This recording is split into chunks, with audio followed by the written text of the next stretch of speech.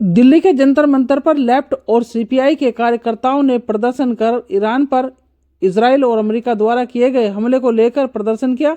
वहीं प्रधानमंत्री नरेंद्र मोदी के लिए भी कायर जैसे शब्दों का इस्तेमाल किया गया, जहां देश को तोड़ने वाली भाषा देखने को मिली और कई सीपीआई कार्यकर्ता पत्रकारों से झगड़ते नजर आए और उन पत्रकारों को गोदी मीडिया का लेबल तक लगाते हुए अभद्र भाषा का इस्तेमाल किया गया। आइए देखते हैं दिल्ली से प्राइम मीडिया न्यूज के संवाददाता अजीत कुमार की ये रिपोर्ट। ऐसे नहीं आप अपनी बात रखिए, मगर ऐसे नहीं। जब हम जबरदस्ती नहीं कह रहे, हम क्यों जबरदस्ती करेंगे? क्यों दे तो मैं बैठ जाते, मोदी से ले लो। मैम, मैंने सिर्फ आपसे पूछा, आप बोल सकते। मैंने बोल दिया नहीं दूंगी तो नहीं दूंगी, तो मैं तो आपसे दोबारा बोला भी नहीं हूँ। वो जो बोल रही है उनने सिर्फ आपसे पूछा, आप बोल सकते हैं, आप मना कर सकते हो। मैंने बोल दिया ना भैया, मैं नहीं। कोई बात नहीं, मगर आप इस तरह से आपका बोलना गलत है। मैंने बोला कि जो आप सबको गोदी मीडिया कैसे? ये गलत बोल रहे हैं अब आपको कैसे पता है कि हम आपके पक्ष का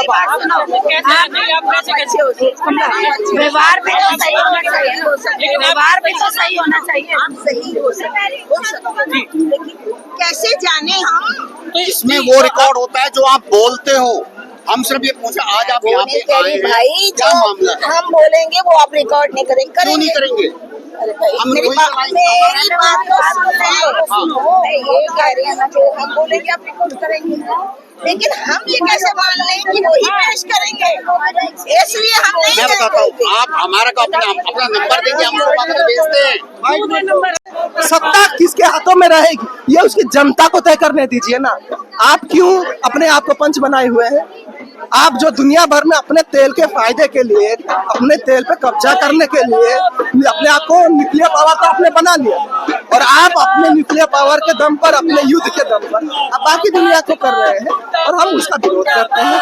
हम दुनिया के सभी मेहनतकश जनता, संघर्षित जनता जो शांति के लिए लड़ती है, जो चैन अमन के लिए लड़ती है, हम उनसे अपील करते हैं कि अपने अपने देशों पे दबाव डालें। आपके हिसाब से ऐसा क्या होगा जिसकी वजह से भारत के प्रधानमंत्री ने ईरान के सुप्रीम लीडर आयतुल्लाह खमेनी की डेथ पर एक ट्वीट तक नहीं किया? देखिए, भारत की एक लंबी परंपरा रही है कि जहां दुनिया भर में अगर कहीं पे भी संघर्ष होता रहा, युद्ध होता रहा है, युद्ध का विरोध करना है। ये दुर्भाग्यपूर्ण है कि अभी तक आया नहीं, और हम भारत की सरकार से अपील करेंगे कि युद्ध के खिलाफ, अमेरिकी आक्रमण के खिलाफ भारत सरकार अपनी राय रखे, और हम भारत की जनता की तरफ से दुनिया भर के सभी मेहनतकश लोगों के समर्थन में अपनी आवाज रखते हैं और उसको बुलंद। मैं क्रांतिकारी युवा संगठन से दिनेश हूँ। देखिए, विरोध प्रदर्शन जो इजराइल और अमेरिका ईरान में जो नरसंहार कर रही है उसके खिलाफ है, जो कत्लेआम मचाया गया है या जो युद्ध थोप दिया गया है उसके खिलाफ है। साथ ही साथ ये भारत सरकार के जो कायरतापूर्ण रवैया है उसके खिलाफ भी ये युद्ध हम आंदोलन कर रहे हैं।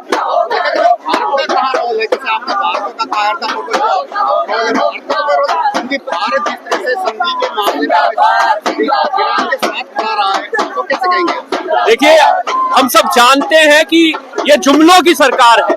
अगर शांति के लिए आप खड़े हैं तो शांति के लिए आपने इजराइल ने जो ईरान में हमला किया, स्कूल पर 70 बच्चियों पर, महिलाओं के स्कूल पर हमला हुआ, जब बम गिरा वहां पे बच्चियां मारी गई, उस पर आपने शोक संदेश नहीं दिया। ईरान से हमारे बहुत पुराने रिश्ते हैं, वहां पर हमारे हमेशा वो साथ खड़ा रहा है, और उसको छोड़कर आप इजराइल के साथ, अमेरिका के साथ जो लगातार हम देख रहे हैं कि तेल पर कब्जा करने के लिए, चाहे वो वेनेजुएला का मामला हो, वहां पर उसको अटैक किया अमेरिका ने वेनेजुएला पर ताकि वहां के तेल को लूट सके।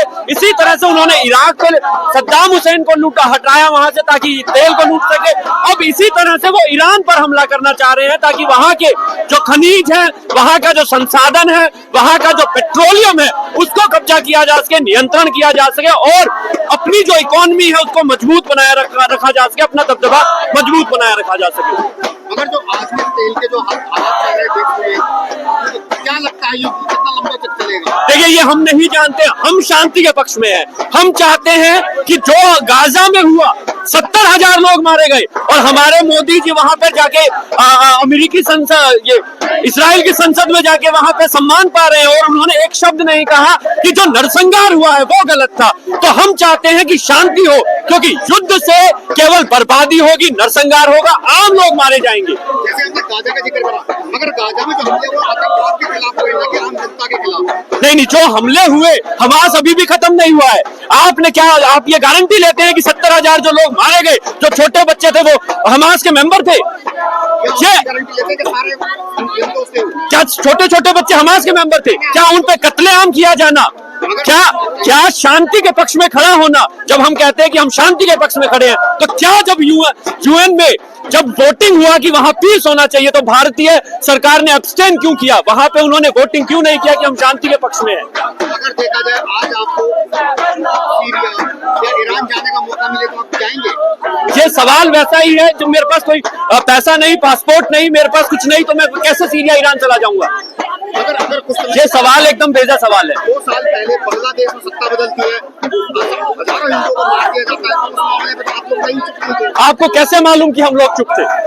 हमने हर जगह कहा है, हमने हर जगह कहा है कि कहीं पर भी, चाहे वो इंडिया का मामला हो, चाहे वो श्रीलंका का मामला हो, चाहे वो बांग्लादेश का मामला हो, चाहे पाकिस्तान का मामला हो, जहां कहीं भी माइनॉरिटी पर अटैक है वो खत्म होने चाहिए और धर्म के नाम पर किसी भी देश में, किसी भी मुल्क में बंटवारा नहीं होना चाहिए। ये हमारा आज भी मानना है कि हम इस देश को साझा सहयोग से चला सकते हैं, धर्मों में बांटकर नहीं चला सकते। नाकाम हो जाएगा जब जनता जुझारू तरीके से एकजुट होकर के लड़ती है। तो उसी फलस्तीनी आवाम के नाम लिखा गया ये गीत था और फलस्तीन की आवाम ने तो लड़ना नहीं छोड़ा है, वो तो आज भी लड़ रही है। और जब तक जुल्म कायम रहेगा, जब तक उनकी कौम को गुलाम बनाया जाता रहेगा, वो तब तक आज़ादी के लिए संघर्ष करेंगे। तो उन्हीं के संघर्ष के लिए लिखे गए इस गीत को हम लोग पेश कर रहे हैं, स्टोन इन माई हैंड।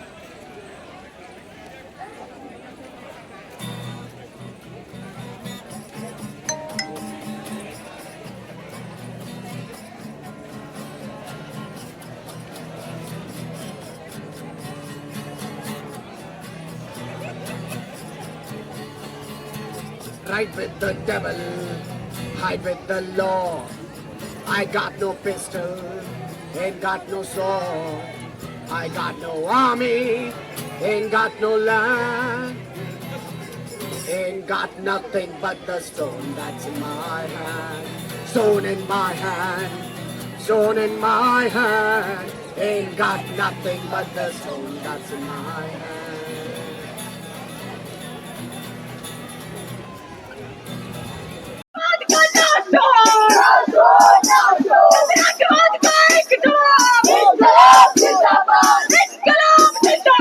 जिंदाबाद जिंदाबाद